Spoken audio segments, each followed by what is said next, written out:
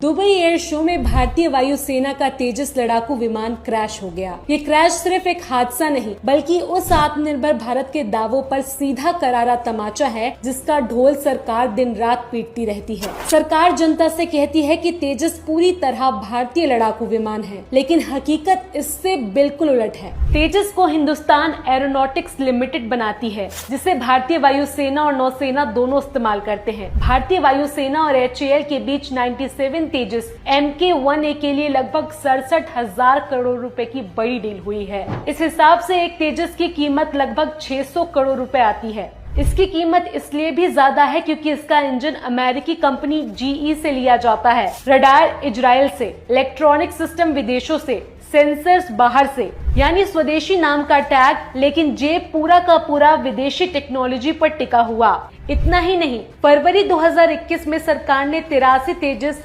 Mk-1A विमानों के लिए 46,858 करोड़ रुपए की डील की थी। इनकी डिलीवरी फरवरी 2024 से 2028 तक होनी है। तेजस प्रोजेक्ट पर अब तक 13,000 करोड़ रुपए झोंक दिए गए, फिर भी अब तक हम इंजन नहीं बना पाए। तेजस एयरक्राफ्ट से जुड़ा ये दूसरा क्रैश है। मार्च 2024 में जैसलमेर में तेजस गिरा। अब दुबई एयर शो में दुनिया के सामने हमारा स्वदेशी तेजस धड़ाम हो गया। दुबई एयर शो कोई लोकल प्रदर्शन नहीं, दुनिया के देशों, कंपनियों और वायुसेना के सामने भारत की क्षमता का प्रदर्शन होता है। यहाँ तेजस का क्रैश होना सिर्फ शर्म की बात नहीं, बल्कि ये दिखाता है कि सरकार की तकनीक संबंधी दावे और जमीनी हकीकत में जमीन आसमान का फर्क है। दुख की बात यह है कि सरकार फिर भी आत्मनिर्भरता का भाषण देती है, मानो सच्चाई छुप जाएगी। लेकिन सच ये है कि जब लड़ाकू विमान का इंजन, रडार और आधी तकनीक ही बाहर से खरीदी जाती है तो आत्मनिर्भरता सिर्फ एक नारा रह जाता है।